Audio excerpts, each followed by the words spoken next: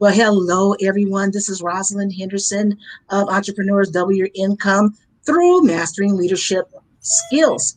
And I am here with another one of the best geniuses I can find, and that is Joseph Lalonde. Did I pronounce your last name correctly? Close. It's pronounced Lalonde. Okay, Lalonde. Nobody gets it And right, so that's okay. okay, all right, I feel better. Well, I love this introduction. Having been a victim of bad leadership, Joe Lalonde uh, knew that it was time for a change. He began studying best leadership practices. Joe now shares these leadership insights on his blog. He's also the host of the Answers from Leadership podcast, which features leadership and its impact on the world around them. So wonderful to have you aboard, Joe. Yeah, Rosalind, it's my pleasure. I'm excited to share with your audience and kind of talk about remote work and what that all entails these days. Nobody really expected something like COVID to happen and have to shift to remote work. It has made some major shifts on how we work now, how we lead, how we interact with just the world and other people. It's just amazing. Yeah. So I wanted you to give me just a little bit more of your background. I just want to hear a little bit more about what kind of leadership you were under. You said bad leadership. What are some of the qualities of not so great leadership? Man, I think back to when I first started this journey and the leadership that I experienced, and to say it was bad may be an understatement. I remember seeing supposed leaders in the organization go into the warehouse and find a place to nap on some of the shelving units. They would disregard the input of the people that were on the ground floor. They basically just didn't care. Yeah. And you could see that work ethic, that those ideas play out in the way other team members interacted with customers and other team members. Absolutely. One thing that you're saying, I think, is that leadership models the behavior that we're going to imitate as employees. So that's really important. And I think actually, we as employees, we're getting up early in the morning to get to a job. Some of us who are entrepreneurs, and we want to be a part of a team. We want to matter. We want to work effectively. We want to know at the end of the day, hey, I gave my contribution, and a leader sets the tone for all of that. So I totally get how that probably was a toxic work environment. Um, so we've gone through this unbelievable year, 2020, being hit with COVID. And there's so many things we could talk about. But now we know that remote leadership is a thing, Yeah. is a thing now. So what does it take to switch to that mode where we're leading more remotely? Yeah. It's a strange battle. Everybody's so used to being in person, leading. Whether you're an entrepreneur, business leader, leading one person, or leading a group of 10, 15, 20 people. It's all relationship. It's all interacting with people. And now that people have to shift and work from home or a local coffee shop, something like that, people aren't there rubbing shoulders, interacting like they used to. They're not bumping into each other at the drinking fountain or on the way to the bathroom. It's like this void, and leaders are having to understand how to deal with this and interact with their people in a new way. I'm going to ask you to share with me a couple of new ways in which leaders are having to, of course, we know remotely. There's nothing that takes the place, I believe, in being in person and working with your team in person. But what are some of the shifts does a leader have to make in order to be effective at inspiring your employees to get them to work towards the vision that you have? It's small little shifts. It's not it's not like huge steps, but it's just doing things differently. You're not going to be bumping into somebody at the drinking fountain, like I said, but you could shoot them an email and check in with them and ask them Mhm. how their day is going, how's their family doing. Just as we were starting this conversation, my dog Locke, he hopped up on my lap, and you asked about him. So when you're in a Zoom meeting, Zoom meetings are huge right now. You know, be okay with people's dogs coming into the picture or their kids.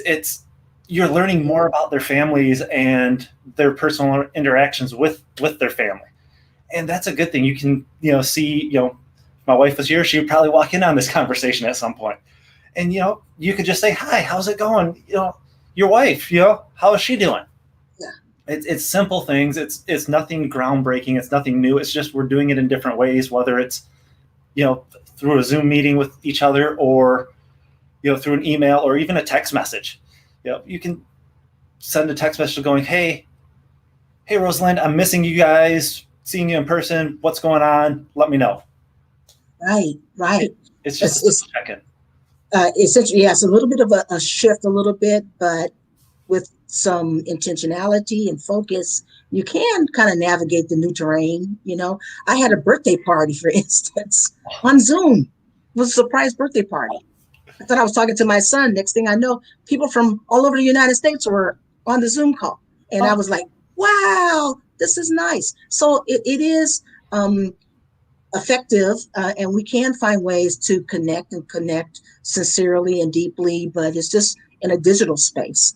I also am, as you know, an entrepreneur also, and I have a lot of coffee chats and mastermind calls that we do on Zoom. And you're right, I, I've had to get used to, because all my kids are grown, Joe. So my kids are 36 and my 32. I have to get used to watching a little toddler in the background zipping to and fro, and having to interrupt the meeting for a moment or two while mom handles the situation.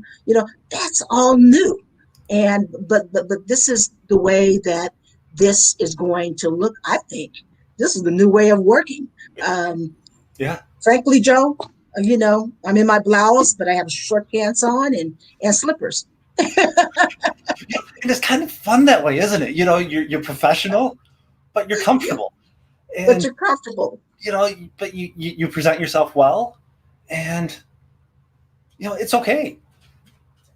Yes, and it's okay. And I think that for some of the folks who are sitting on the sidelines, not really wanting to accept the newness, the new reality, I just want to encourage you out there, dear audience, that this is here to stay, and it's not difficult for us older folks, because Joe, I'm older than you, to adapt to things like Zoom and the new technologies out there. Actually, once you get the hang of it, it makes life a little bit actually easier. It's actually fun.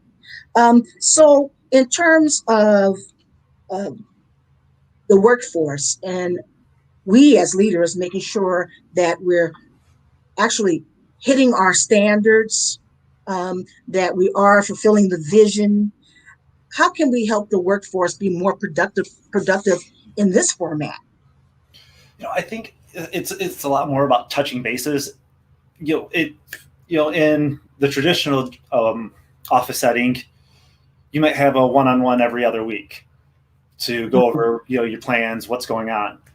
Instead of doing that, touch base every other day and make sure that, hey, are you on track? Do you need anything from me? Because you're not there, you're not close together. Sorry about Locke. He's crying a little bit, It's but okay. it's just we have to learn how to make new connections in a new way.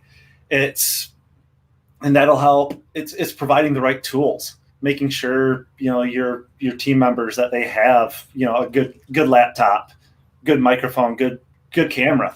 If you're going to have them do Zoom meetings with people, it's just providing them with the tools, making sure things are all set up and ready for them to go. And if you're in a larger work environment, give them access to the network via VPN. It's not that hard to set up. If you've got a firewall for your business, you just connect give them a username and a login with a VPN connection. Windows actually has stuff like that built in, and you can have them off and running, and you can check up on them, whenever you need to.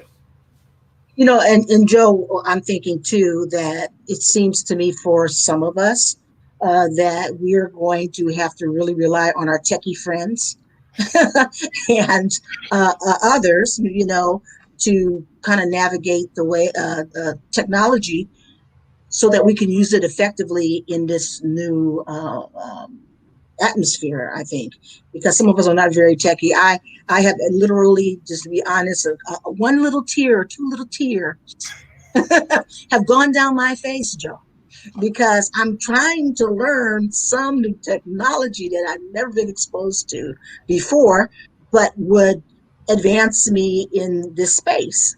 So that's something that we need to keep in mind. I think one of my biggest concerns as a leader, a business leader, and probably you've experienced this too, is that we want to make sure that our members are actually doing the work. So holding our workforce accountable through technology. What are some of the ways in which we can do that? Yeah, that's a really interesting question, because a lot of business leaders have that fear of, are my people working? And I want to shift that question just a little bit, because if you're doubting that your members are going to be working at home, are they really working in the office? And, the same people that aren't going to work at home are the same people that aren't going to work in the office. And it's a tricky situation, because how do you know? I mean, John can be sitting in the office for 8 hours a day playing YouTube videos, and you may not know unless you make constant visits to John's office. The same thing happens at home, of course. But you got to think that you hired the people, you vetted them, and there's a sense of trust that comes with working remotely. And if you don't have that trust, it may be actually time for you to see if those team members still have a seat on the bus, as John. Can't think of his name now, but as one of another leadership author would say, if you can't trust them, you may not want them still on the team. But there's ways you do the regular check-ins. You make sure that the tasks are being completed. You kind of go down, you have a checklist, and just check in on people. Mm-hmm. Mm-hmm. Yeah, I think there's all kind of ways to have them check in. Like you said, a checklist or a spreadsheets, or validating that the call was made, in different ways. And I think that's on us, I think, as leaders, to think more deeply about how can we hold our workforce accountable. It is what you're saying is true. Trust is definitely something that is built. And if you had someone working for you before in person, and you were not sure about this person, then multiply that when you put them in a digital workforce situation. Yeah. What kind of other suggestions would you give us leaders as we're becoming more digital and we're leading in a digital way? How can we be more effective, more motivational, more helping our employees also grow in the ways that they need to grow? I like that question. There's a couple of different ways I was thinking about as you're asking that question. Number one, provide them training resources. There's great things like lynda.com. I think that's now LinkedIn Learning. Yes. Give them access to that. We, at Bold Furniture, we have a training service called Fred Pryor, and there's training courses on there. We've allowed our employees to begin having access to that at home. So they can, say, Sue's in accounting, she can go on the Fred Pryor website and begin to look at accounting training courses. It's all about empowering them. We all I'm sure a lot of us are subscribed to different newsletters. You get a great newsletter from somebody, forward it to your team, say, hey guys, this this email from John Gordon made me think of you. What do you think about this, and how can we, implement this on our team?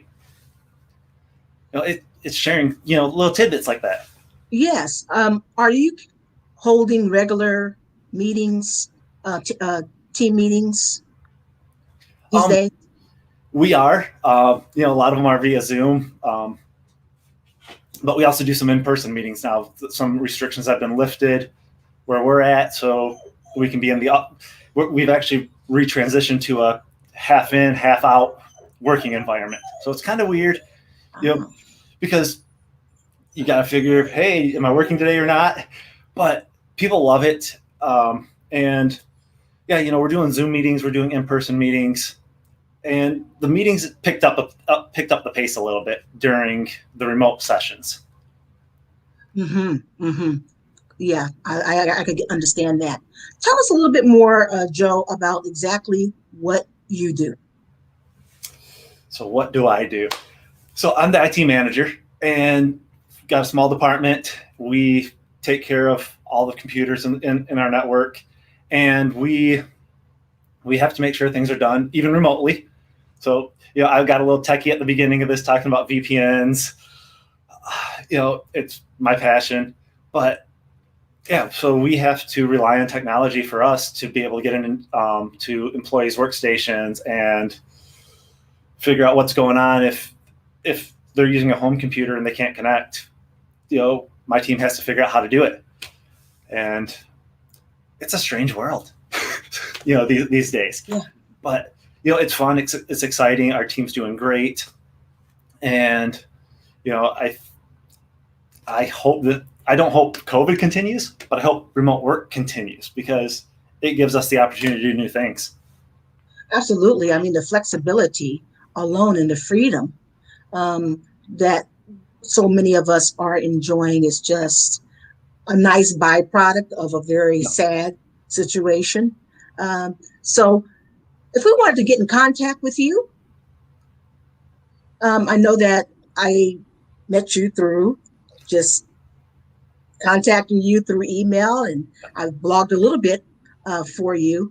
And I want you to talk, because you haven't talked about your blog, which I think is a brilliant blog, because you really are addressing the ABCs of leadership, and talk a little bit more about that. You're so modest. I see you're modest. Thank you, Rosalind. It was great having you on the blog, sharing your guest post.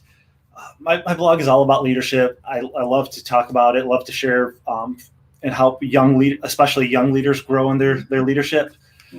One of the things I do, because when I first started out on this leadership journey, I noticed movies and entertainment and just having fun were poo-pooed a lot within the leadership personal development sphere.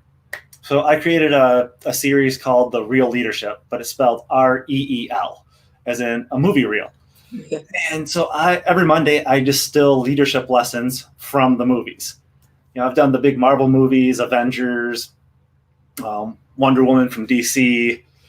I've got a couple of other things coming up. Monster Hunter, just seeing that in the theater, so that's coming up in a couple of weeks.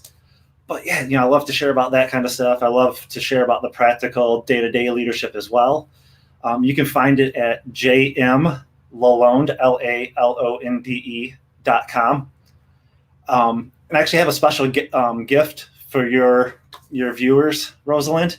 Oh, wow. I created a little infographic that's 7 things to remember while working remotely or leading remotely. Perfect. So can I put that in the chat or? Yes, and I'm going to post it in the group. Here, let me. That's fantastic. Here's the link in the private chat, I see.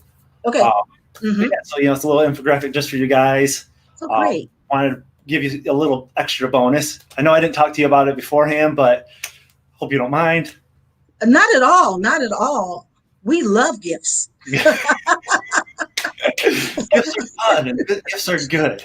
Gifts are a good thing. And, and I really appreciate that extra work and attention that you are giving us. I know that what we're entering in is we're resetting the as a country. We're resetting. We're embracing the new. We're changing. There's going to be a lot of growth, and I think this will be helpful for us to kind of hold on to an infographic or something as we're trying to navigate the new normal. Yeah. And so, are there any last words that you'd like to uh, say to our audience? I just really hope you guys will think about embracing remote work if you haven't. It provides a great benefit, I think, to you and your team members. One of the things that I've found personally is that people are actually working more, not less, because they've got that extra flexibility. You know, they can hop on their computer half an hour before they would normally get into the office because they don't have that half an hour commute, or they think of something at 7, 8 o'clock and they hop on the network and do the work. It's not just, hey, I'm in the office from 8 to 5. It's, I've got a little bit more flexibility. I'm going to do the extra work.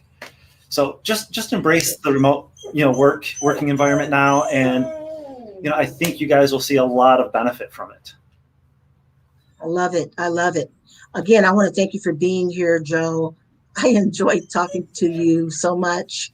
And everyone, please run to his blog, learn more about being a better leader. And I'm going to drop this beautiful link that you've given us. Until next time, everyone, peace and blessings. Bye-bye for now. See you guys.